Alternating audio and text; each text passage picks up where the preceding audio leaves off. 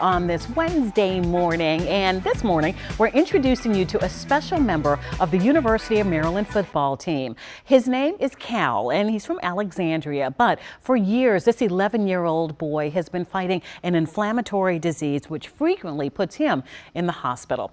In 2019, the nonprofit Team Impact matched Cal with the Terps. Since then, he's attended games, practices, and off-the-field team events, and Cal's even become friends with many of the players. And the team gave Cal an early Christmas surprise last week. Cal and his family will join the Terps next week at the Duke's Mayo Bowl. It's on Friday, December 30th in Charlotte, North Carolina against NC State. And so we hope that Cal has a wonderful time and gets to see the Terps bring home a big old win.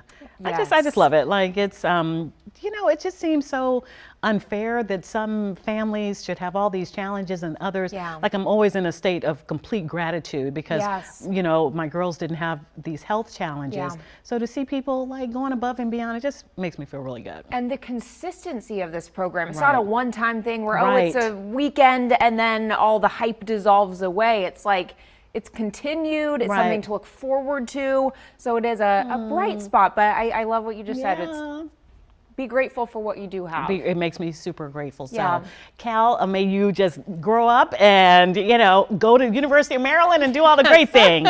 We're sending you love and positivity, and I want to share things that uplift you too. You can email us at getuplifted@wusa9.com. Reach out to me on Twitter, Instagram, or our Get Up DC social pages. And as always, you can join the conversation by using the hashtag GetUpDC.